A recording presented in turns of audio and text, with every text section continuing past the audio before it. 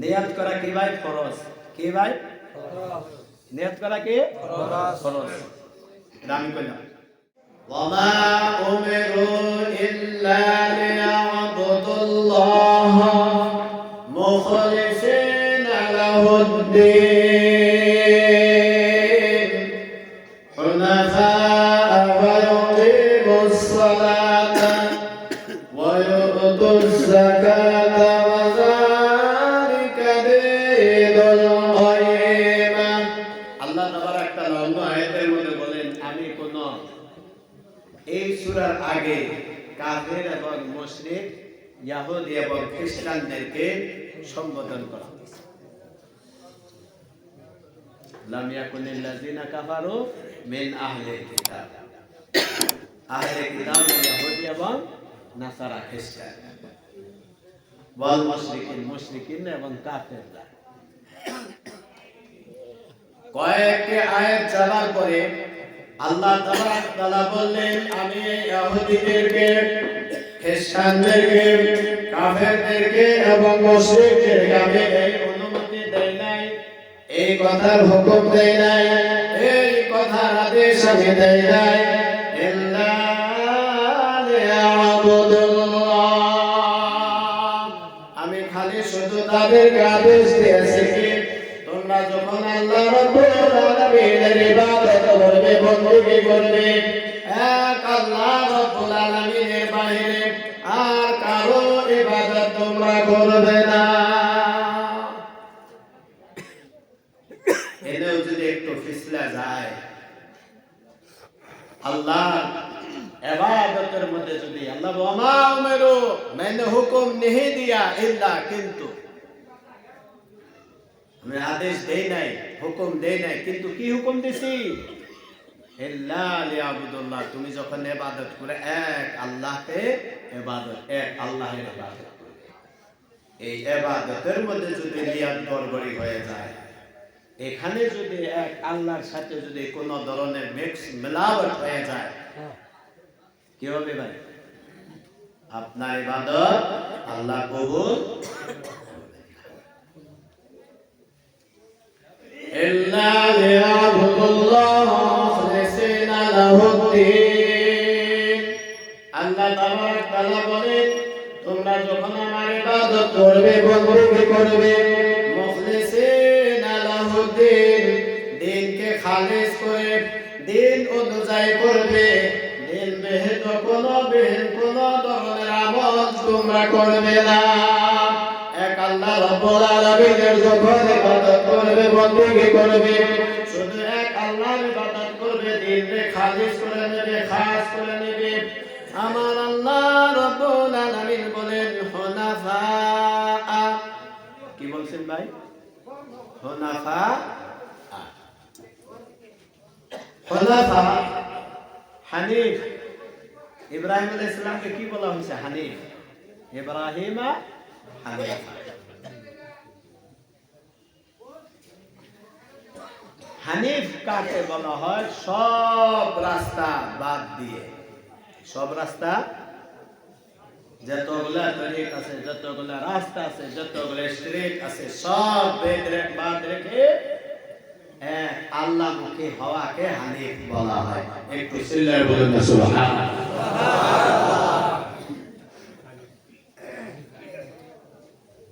হুনাফা তার থেকে আসে হুনাফা।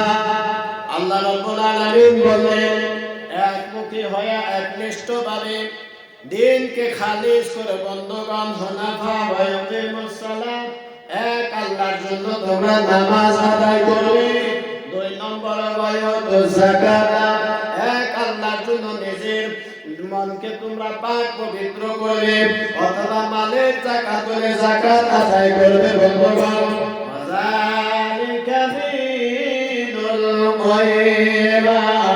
আল্লাহ তাবারক তাআলা ডেকে বললেন, এইটাই তোমাদের জন্য মজবুত দিন, এইটাই হলো তোমাদের জন্য ফায়দার দিন, এই তরিকাটাই, এই দিনটাই হলো তোমাদের জন্য মজবুত, আজীবনের জন্য টিকে থাকবে। সুবহানাল্লাহ। ও মুসলমানেরা, এই দুইটি আয়াতের মধ্যে আল্লাহ তাবারাক তাআলা আওয়াজ দেয়া বলে তুমি ইবাদত করো বা নাইবা বندگی করো আল্লাহর উপাসনা করো যে কোনো নামাজ পড়ো যাকাত দাও যে কোনো কথাবার্তা বলো যে কোনো সময় তোমরা অতিবাহিত করো বন্ধু এক নম্বরে তুমি যা কিছু মনে করো নাইবা তুমি প্রকাশ্যভাবে করো জোরে আল্লাহকে ডাকো নাইবা তুমি লাহে ডাকো কোনো অসুবিধা নাই দাঁড়ায় ডাকো নাইবা বসে ডাকো কোনো অসুবিধা নাই ঘরে ডাকো অন্ধকারে ডাকো কোনো অসুবিধা নাই বন্ধুগণ কিন্তু এক নম্বর শর্ত হলো বন্ধু মনোবৃত্তিটা ভালো রাখা নিয়তটা ভালো রাখা বন্ধুগণ একনিষ্ঠভাবে এক মন দিয়া এক আল্লাহ রাব্বুল আলামিনের ইবাদত করতে হবে ঠিক না ভাই নম্বর কিছু বোঝাইছে এক আল্লাহ বলছে এই নামাজ এক নম্বরে কি করেছে নামাজ দুই নম্বরে যাকাত যাকাত قد أفلح من زكاها আর এক জায়গায় আছে قد أفلح من تزكى সে কামিয়াব হয়ে গেল স্বাবলম্বী হয়ে গেল সাকসেস হয়ে গেল যে নিজের মনটাকে তাজকা করছে মানে পাক পবিত্র করছে যাকাত মাল থাকলে যাকাত খরচ হয় আর একটা যাকাত আছে নিজের মনটাকে পাক পবিত্র রাখতে যাকাত বলা হয় রোজাও একটা যাকাতের মতো হ্যাঁ আমার আল্লাহ রাব্বুল আলামিন বলেন ও মুসলমানেরা এক আল্লাহকে সমস্ত তরিকা বাদ দিয়া সমস্ত রাস্তা বাদ দিয়া সমস্ত ধরনের রঙে ভঙ্গি বাদ দিয়া আল্লাহ তাবারাক তাআলা যে রাস্তা আপনাকে শিখাইলেন নবীর জরিয়তে যে রাস্তা আপনাকে শিখাইলেন যে তরিকা হুজুররা শিখাইলেন বন্ধুগণ এই যে কবর মধ্যে শুয়েছেন হুজুর রহমাতুল্লাহ আলাইহি ইনি শিখাইছেন আল্লাহর ইবাদত কিভাবে করতে হবে ওইভাবে যদি আমাদের ইবাদত বندگی হয়ে যায় ওইভাবে যদি আমরা আল্লাহকে একনিষ্ঠভাবে আল্লাহর জিকির আজকার করি আল্লাহকে যদি আমরা মনে করি আল্লাহকে যদি আমরা ডাকাডাকি করি আমার আল্লাহ রাব্বুল আলামিন বলেন এই ডাকাটা এই শোনা এই ডাকাটা আমি আল্লাহ রাব্বুল আলামিন কবুল করব কিন্তু নিয়ত হলে এক নম্বরে আপনার নিয়তটা ঠিক এই জন্য আমার বন্ধুগণ আমি সর্বপ্রথমে আয়াতের সাথে আমি কোরআন হাদিস শরীফের বুখারী শরীফের এক নম্বর হাদিসটি আমি আপনাদের সম্মুখে আমি পাঠ করেছি আমার নবী করিম সাল্লাল্লাহু আলাইহি সাল্লাম যখন হিজরত করে মক্কা মুকাররমা থেকে মদিনা মুনাওয়ারা হিজরত করে গেলেন আমার বন্ধুগণ ওই মদিনা মুনাওয়ারা মধ্যে হিজরত করে যাওয়ার পরে হযরত যিনি হাদিস বর্ণনা করে উনি বলেন আব্দুল্লাহ হুমায়দি রাহমাতুল্লাহ আলাইহি বলেন আমার উস্তাদের কাছে আমি শুনছি উনি হাদিস বর্ণনা করেছেন উনি বলছেন আমি আরেক উস্তাদের কাছে শুনছি উনি বলেছেন আমি হযরতে ওমর ইবনে খাত্তাব রাদিয়াল্লাহু তাআলা নুকে আমি মসজিদে নববীর মেম্বারের মধ্যে বসে অবস্থা বলতে আমি শুনেছি হযরত ওমর ইবনে খাত্তাব রাদিয়াল্লাহু তাআলা বলেন আমি দয়াল নবী সাল্লাল্লাহু আলাইহি সাল্লাম যখন হিজরত করে মদিনা মুনাওয়ারার মধ্যে এসে গেলেন ওই মদিনা মুনাওয়ারার মধ্যে আসার পরে সর্বপ্রথম যে মসজিদে নববীর মধ্যে খুতবা দিলেন নবী করিম সাল্লাল্লাহু আলাইহি সাল্লামকে ওই খুতবার মেম্বার হয়ে বসা অবস্থায় আমি শুনতে পেরেছি নবী করিম সাল্লাল্লাহু আলাইহি সাল্লাম বলেছেন ইন্নামাল আমালু বিন্নিয়াত যত তোমরা আমল করো যত তোমরা ইবাদত বندگی করো যত তোমরা সিজদা করো আল্লাহর তারিফ ও প্রশংসা করো যত ধরনের আরকান আছে ফরজ আছে যত ধরনের বন্ধগণ আমল আছে সমস্ত আমলের নির্ভর হলো আপনার নিয়তের উপরে যদি আমল না সুবহানাল্লাহ নিয়ত যদি সঠিক হয় আপনার কি হবে আপনার আমল ঠিক হয়ে যাবে নিয়ত যদি বরবাদ হয়ে যায় বন্ধুগণ আপনার আমলের লাভ হবে না নিয়ত ঠিক করতে হবে একজন সাহাবী নাম ছিল উম্মে কায়েস বলা হয়েছে। কি নাম ভাই? কায়েসের মা।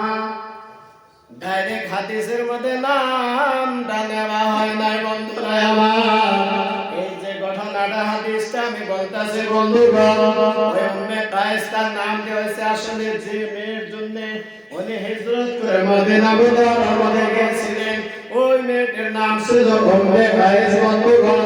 মক্কা শহরের মধ্যে থাকা অবস্থায় উনি কি করলেন? বিবাহের প্রস্তাব দিয়েছিল আমার বন্ধুরা। মেয়ের পক্ষে দিকে প্রস্তাব আসলো, আমি তোমার সাথে বিবাহ হইতে পারি, মদিনা মুনাওয়ারার মধ্যে তোমার বসবাস করতে হবে, এই জন্য যদি রাজি হয়ে যাও আমি তোমার সাথে বিয়া বসতে আবদ্ধ হয়ে যাব, বিবাহ আবদ্ধ হয়ে যাবে, তাহলে আমি তোমার সাথে বিবাহ হবে না। কিছুদিন পরে আল্লাহ নবী সাল্লাল্লাহু আলাইহি সাল্লাম হিজরত করেন ও মক্কা মুকাররমার দিকে মদিনা মুনাওয়ারা গেলেন। কিন্তু বন্ধুগণ, সবাই গেছে কিসের জন্য? দ্বীনকে প্রচার করার জন্য। মদিনা মুনাওয়ারার মধ্যে ইসলাম, মক্কা মুকাররমার মধ্যে ইসলাম প্রচার করার একটু জটিলতা হয়েছিল, মুসিবত হয়ে গেছিলেন। আল্লাহর হুকুমে, আল্লাহর নবী সাল্লাল্লাহু আলাইহি সাল্লামের হুকুমে সাহাবায়ে কেরাম রাসূলুল্লাহ আজমাইনরা সমস্ত মুসলমানেরা বন্ধুগণ নিজের ঘর বাড়ি ত্যাগ করে মক্কা নগরে ত্যাগ করে বন্ধুগণ আজীবনের সমস্ত বস্তুকে ছেড়ে দিয়ে বন্ধুরা সবকিছু মক্কা মুকাররমায় রেখে দিয়া তারা কি করলেন? নিজের সবকিছু বাদ রেখে আল্লাহকে এবং আল্লাহ রাসূলকে রাজি করার জন্য, আল্লাহর দ্বীনকে প্রতিষ্ঠা করার জন্য, দ্বীনকে বুলন্দ করার জন্য, উঁচু করার জন্য সমস্ত নবী গেলেন, সমস্ত সাহাবীরা গেলেন বন্ধুগণ, সমস্ত হিজরতের সওয়াব পাবে। নবী যায় যখন এই হাদিসটি বর্ণনা করলেন যে মানুষটা যে নিয়তে হিজরত করছে, ফামান কানাত হিজরাতুহু ফাইলাল্লাহি ওয়া রাসূলিহি ওয়া মান কানাত হিজরাতুহু ফাইলাল্লাহি ওয়া রাসূলিহি। আল্লাহর নবী ডাকা বললেন, কেউ যদি আল্লাহ এবং তার রাসূলের সন্তুষ্টি করার জন্য যদি হিজরত করেছে তাহলে তার নিয়ত আল্লাহ তাআলা, আল্লাহ এবং তার রাসূলের সন্তুষ্টি করার জন্য মেনে নেওয়া হবে, অর্থাৎ আল্লাহ তাকে পরিপূর্ণ সওয়াব দিবেন। আর যদি কোনো ব্যক্তি বন্ধুগণ কোন মেয়েকে বিবাহ করার জন্য যদি হিজরত করেছে, নাইবা দুনিয়ার কোন বস্তু পাওয়ার জন্য যদি হিজরত করেছে, ওয়া ইন্নামা লিকুল্লি ইমরিইম মা নাওয়া, ওই মানুষটার জন্য তাই কিছু পাবে যার জন্য নিয়ত করে হিজরত করেছে। আমার বন্ধুরা, যদি কেউ বিবাহ করার জন্য ওই উম্মে কায়েস নামে ব্যক্তিজন বন্ধুগণ সাহাবীজন উনি বলছেন মদিনাতে হিজরত করে যাইতে আছি, যাওয়ার পরে আমার শর্ত পুরা হয়ে যাবে, আমি বিবাহবদ্ধ আবদ্ধ হয়ে যাবে। এই নিয়তে এসে গেলেন। আল্লাহর নবী সাল্লাল্লাহু আলাইহি সাল্লাম সাহাবীকে সম্বোধন করে বললেন, যারা এই নিয়তে হিজরত করেছিলেন যে বিবাহ করব না বা দুনিয়ার কোনো মাল কামাবো বা বিজনেস কোনো বস্তুই করব, নিজের স্বার্থ লাভের জন্য হিজরত করেছে, নবীজি ডাক দিয়া বলছে যে যার জন্য নিয়ত করছে সেটাই সে পাবে, সে কোনোদিন তার নামে আমলে সওয়াব পাবে না। তুমি বিয়া করার জন্য করছিলা, সাহাবীটা শুইনা অনেক আঘাত করে, হাই হাই ভালো নিয়ত করে আইলেও তো বিয়া হইতো না নাই। আল্লাহ তাআলা কোরআনে কারিমে বলেন, আসাবিকুনাল আওয়ালুনা মিনাল মুহাজিরিনা ওয়াল আনসারি ওয়াল্লাযীনা তাবাউহুম বিইহসানিন রাদিয়াল্লাহু আনহুম ওয়া রাদু আন ওয়া আ'আদ্দা লাহুম জান্নাতিন তাজরি মিন তাহতিহাল আনহার খালিদিনা ফিহা আবাদা, যালিকাল ফাওজুল আযীম। ও মুসলমানেরা, আল্লাহ তাবারক তাআলা বলেন সব যারা লয়ে গেছে প্রথমে সব প্রধান শ্রেণীর যারা হিজরত করেছেন আনসার এবং মুহাজিররা এবং আনসাররা, আল্লাহ তাবারক তাআলা ইত্তেবা করছেন, অনুসরণ করছেন বন্ধুগণ। আল্লাহ তাবারক তাআলা ডেকে বলেন, আমি তাদের জন্য এমন একটা বেহেশত আমি তৈরি করে রেখে দিয়েছি বন্ধুরা, যে জান্নাতের নিচে ঝর্ণা প্রবাহিত হবে, যে জান্নাতের মধ্যে সর্বদা তারা থাকতে পারবে। আল্লাহ ডাকে বলবে রাদিয়াল্লাহু আনহুম ওয়া রাযু।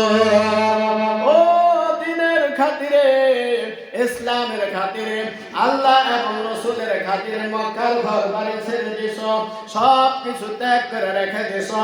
তোমাদের নিয়ত হলো, তোমাদের ইরাদা হলো আল্লাহকে খুশি করার জন্য। আল্লাহ বলছেন রাদিয়াল্লাহু আনহুম, আমি আল্লাহ তোমাদের উপরে আমি রাজি হয়ে গেছি। সুবহানাল্লাহ, সুবহানাল্লাহ। কি হয়ে গেছে? আমি তোমাদের উপরে রাজি হয়ে গেছি। ওয়ারাজু আন, তোমরা আমার উপরে কি হয়ে যাও? রাজি হয়ে যাও। আর লিল ফুকারাইল মুহাজিরিন আল্লাযিনা, আল্লাহ তাবারাক তাআলা বলেন যারা গরীব, দরিদ্র শ্রেণীর মুহাজিরিনরা, ওয়াল আনসার এবং আনসারীরা যারা এই মুহাজিরিনদেরকে কি করেছেন? সাহায্য করেছেন বন্ধুগণ। ওয়া ইয়ানসুরুনাল্লাহ ওয়া রাসূলাহু, আল্লাহ এবং তার রাসূল সাল্লাল্লাহু আলাইহি সাল্লামকে সাহায্য করেছেন। আল্লাহ রাব্বুল আলামিন যাকে বলেন, আল্লাহ তাবারাক তাআলা তাদেরকে আল্লাহ তাবারাক তাআলা কামিয়াব করে দিবেন। একটু জোরে বলুন না সুবহানাল্লাহ। আমি যে আয়াতগুলো পড়তে আমি লাহে লাহে গেতাছি, হাদিসটা কি কারণে বলা হলো আমি এই জন্য বলছি।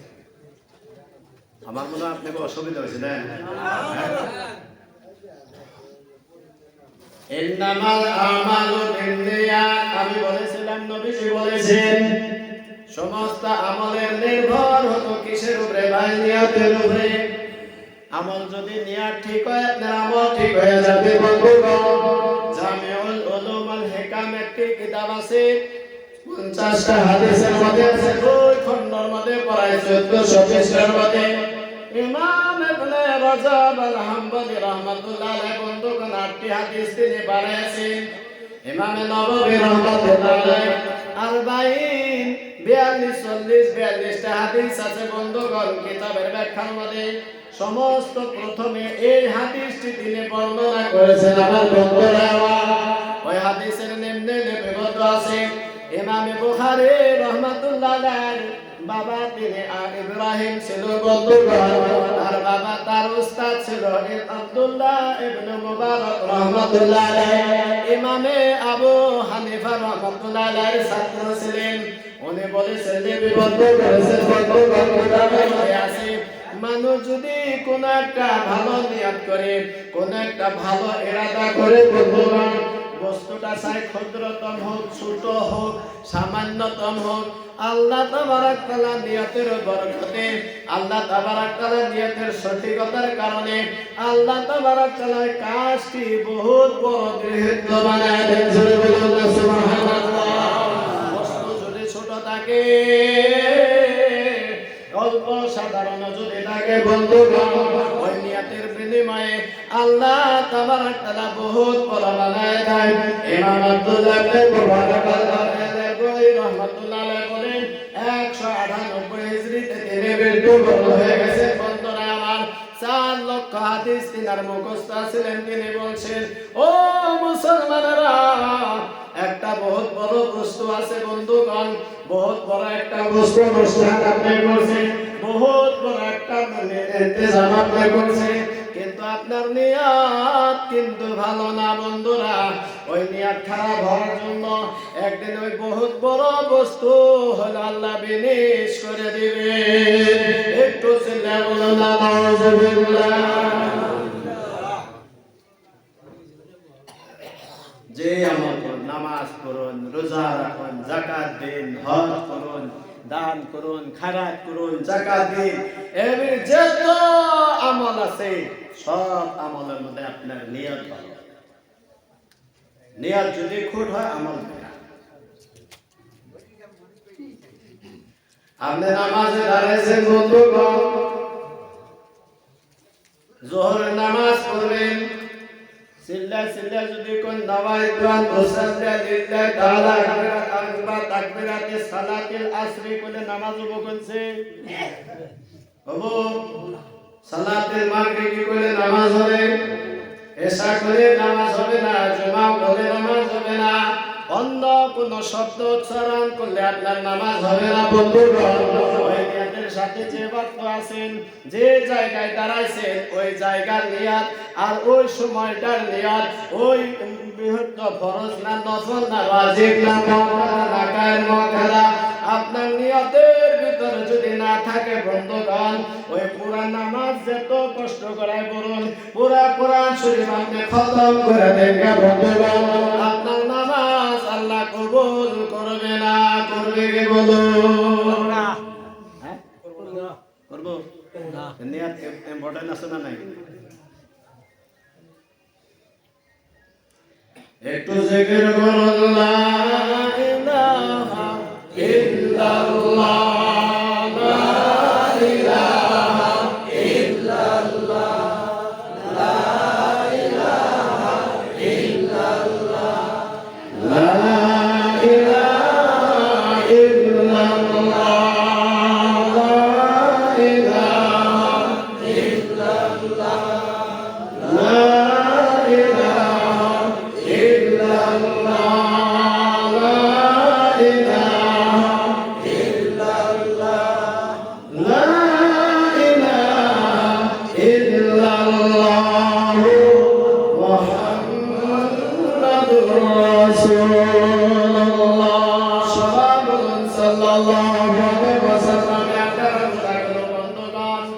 ইমাম আব্দুর রহমান আব্দুল ওয়াহিদ আল-মাকরিসি আল-হাম্বলি রাহমাতুল্লাহ আলাইহি উমদাতুল আহকামের প্রথম হাদিসটি আমি বলছি বন্ধুগণ, কিতাবের মধ্যে লিপিবদ্ধ আছে। আমার বন্ধুরা আমার, নিয়ত অনুযায়ী আপনার আমল মুরাত্তাব হবে, নিয়ত অনুযায়ী আপনার আমলকে মানা হবে।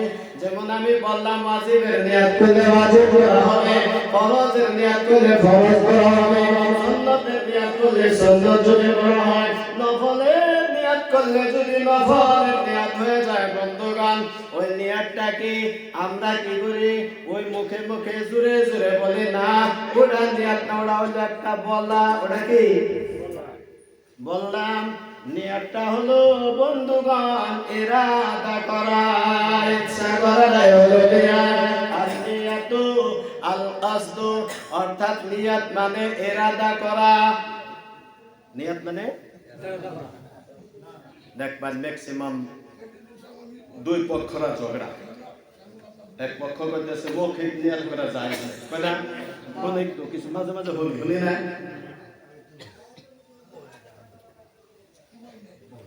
কত কইতে কইতে নিয়তই যায় না, ডাইরেক্ট কোন নাই।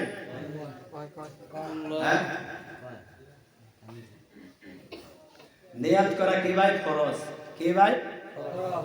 নিয়ত করা কি? ফরজ। এটা আমি কইলাম।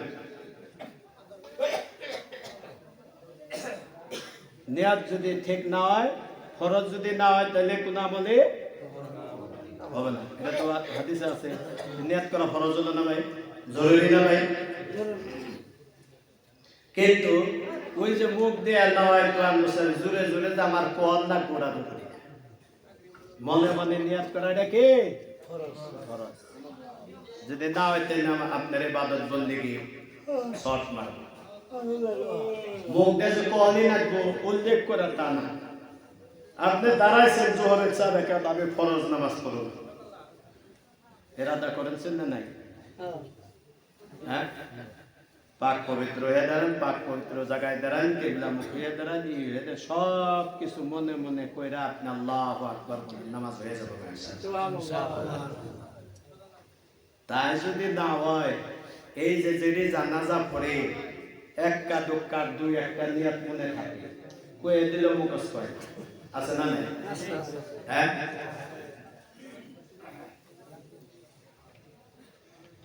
বাকি এক জানাজায় গেলাম বহুত দিন আগে পড়াকালে, আপনি তো অসুবিধা হয়েছিলেন, আমি আসল দিকে যাই নাই, যাবো যে জানাজার নামাজে মুফতি সাহেব জানাজার নিয়তটা কয়ে দেয়, আমি যে কয়ে দিই মুখস্থ করবেন না নামাজ পড়বেন না, কয়ে দেন বাংলাদেশ, আমি বাংলাদেশ জানি না। আমি সব দাঁড়ায় গেল, জানাজা পড়তেছে, তো কয়েকবার করার পর আমি আপনাকে মুখস্থ হয়েছে কোন নিয়ত কোনছে আনাবার পেহারে না ইমাম সাহেব বাধ্য হয়ে গেল কইল কে যে ইমাম সাহেবের যে নিয়ত আমারও হয়নি ইমাম সাহেব ইমামতি করার নিয়ত করছে তুমি কি ইমামতি করবা আল্লাহর কি কাম একটা রোডাও মনে নেই ঈদের দিন নিয়ত করে না সব রোডাও মনে নেই বোগালে শেখ বাবরি আল্লাহর যে নিয়ত আমারও হয়নি নিয়ত আল্লাহ আছে না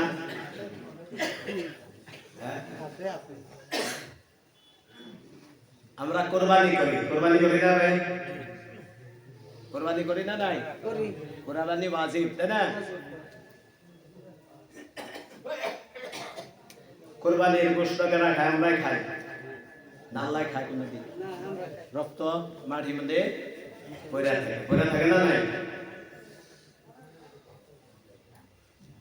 যদি অন্যায় যদি হইতো প্রকাশ্য করে যদি করণ হইতো তাহলে আল্লাহ আস্তে কোরবানি দিতে আল্লাহর খাওয়ার নাকছিল নাউজুবিল্লাহ এমনি হইতো না নাই রক্ত আল্লাহর দরবারে গেল কিন্তু আমার বন্ধুগণ আল্লাহ তাবারক তাআলা সূরা হাজের ভিতরে ডাকে বলেন লা ইয়ানালাল্লাহু লুহুমুহা ওয়ালা দিমাউহা ওয়ালাকিন ইয়ানালুহু তাকওয়া মিনকুম ও দুনিয়ার মানুষ লা ইয়ানালাল্লাহু লুহুমুহা তোমরা যে কুরবানি করো কোন পর্যন্ত জবে করো আল্লাহর দরবারে তার রক্ত পৌঁছায় না তার মাংস পৌঁছায় না বন্ধুগণ রক্ত আল্লাহর দরবারে যায় না মাংস আল্লাহর দরবারে যায় না ওয়ালাকিন ইয়ানালুহু তাকওয়া মিনকুম কিন্তু তোমাদের যে তাকওয়া আছে আল্লাহর ভয় আছে অর্থাৎ যে তুমি আল্লাহকে বড় মনে করে তুমি যে কুরবানি করলে জবা করলে টাকা পয়সা খরচ করলো ওই নিয়াতটা আল্লাহর দরবারে পৌঁছে যায় একটু জোরে বলুন না সুবহানাল্লাহ আমাদের আত্মীয় স্বজনরা খায় সমাজের মধ্যে বন্টন হয়ে যায় বন্ধুগণ ওই কোরবানির মাংস বন্ধুরা আল্লাহ তাবারক তাআলা নিজে উপভোগ করে না করে কি বন্ধু করে কি নিয়াতটা কি যায় আমার অন্তরে যে নিয়াত ওই নিয়াতটা যায় না করলেও যাবো তাই না না করলেও যাবো হ্যাঁ জবাটা কিন্তু আল্লাহর নাম করবো আল্লাহর নাম না ছাড়া ওটা খাওয়া যায় কুরবানি হবে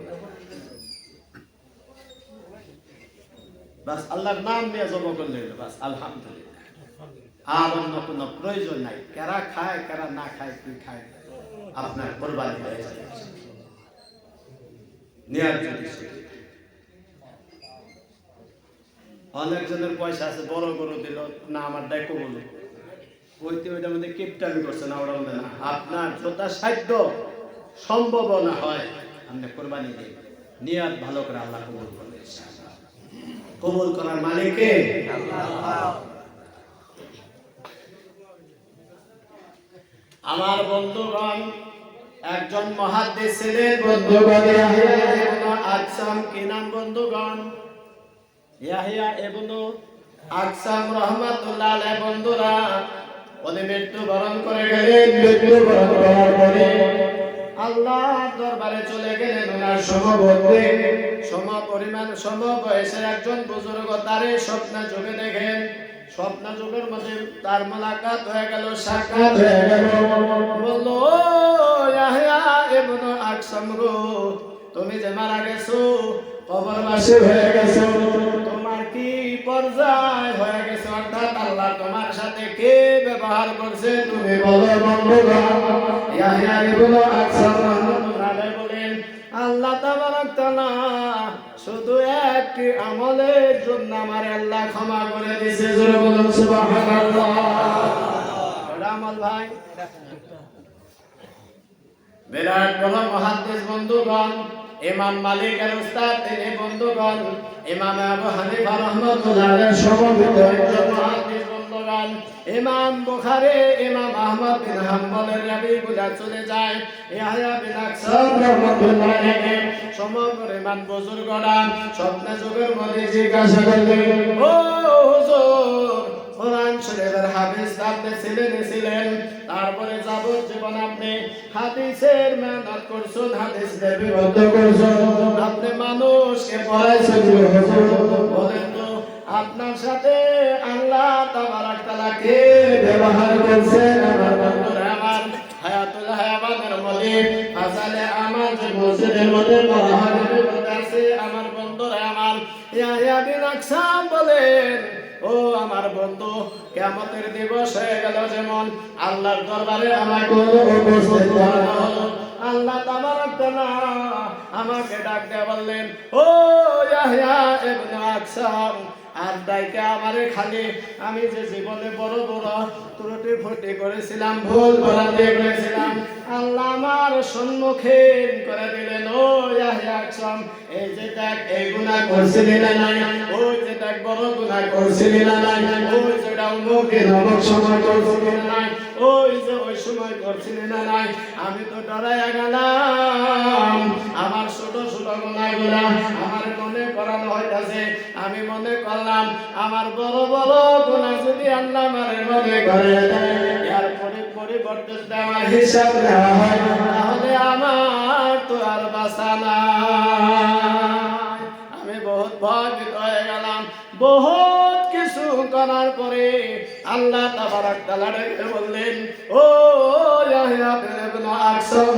তুমি জানো তুমি কোরআন মুখস্থ করেছিলা তার জন্য আমি তোমাকে ক্ষমা করি নাই তুমি যে হাদিস তোমার 4 লক্ষ 2 লক্ষ হাদিস মুখস্থ ছিল তার জন্য আমি লক্ষ লক্ষাধিক তুমি মানুষকে শিক্ষা দিয়েছো একটা আমল আমি তোমার কবুল করে নাই যাবজ্জীবন তুমি এতে কামে বসা ছিলা তা আমি কবুল করে নাই আমার মনে হলো ও বন্ধুগণ যখন হাফিজ কোরআন আমার লাভ আসলো না মুহাদ্দিস হইলাম আমার কোনো লাভ হইল না হাফিজ কোরআন আমার ধরা পড়লো না আমি মনে করলাম আমি ইয়াহিয়া ইবনে আকসামের বিপদ ছাড়ার কোনো ভয় নাই আমি তো বাঁচতে পারবো না আমি বাঁচতে পারবো না আমি তাড়াতাড়ি কি করলাম একটা দলিল সিধা খোদারে দিয়া বললাম জোরে জোরে বলুন না সুবহানাল্লাহ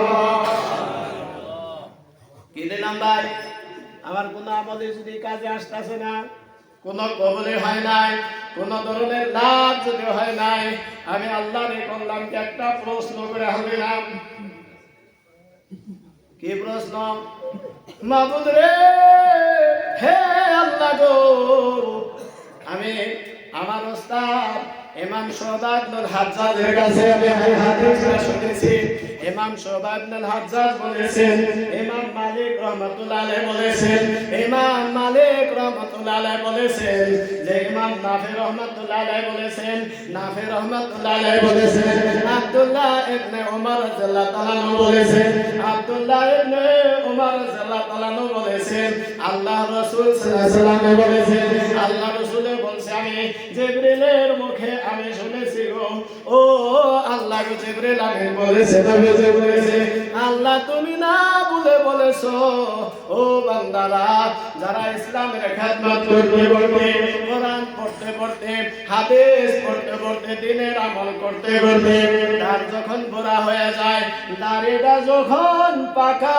হয়ে যায় এই ইসলাম অবস্থায় যদি দাড়িটা পাকে যায় এই দাড়ি পাকা মানুষ যদি তোমার দরবারে আসে যায় তুমি বলে ওই দাড়ি পাকা মানুষটারে আযাব দিতে বলে লজ্জা বোধ করো মাবুদ গো তোমার ইসলামের খেদমত করতে করতে কোরআন পড়ছে লাভ হইছে না নাই হাদিস পড়ছে লাভ হইছে না নাই কোন আমল তোমার দরবারে কবুল হইছে না আমরা জানি না কিন্তু ইসলামের মধ্যে রত তাই আমার দাড়িটা পাকে গেছে গো মাবুদ আমি আশা করি তুমি আমারে আযাব তুমি দিবে না একটু চিল্লায় বলেন না সুবহানাল্লাহ আমার আল্লাহ রব্বুল আলামিন ডাকে বলেন ও ইয়াহিয়া আকসাম রে তুমি হাদিস শুদ্ধ বয়ান করেছো তোমাকে যে ইমাম সাহাবা ইবনুল হাজ্জাজ ও যে হাদিস বলেছে শুদ্ধ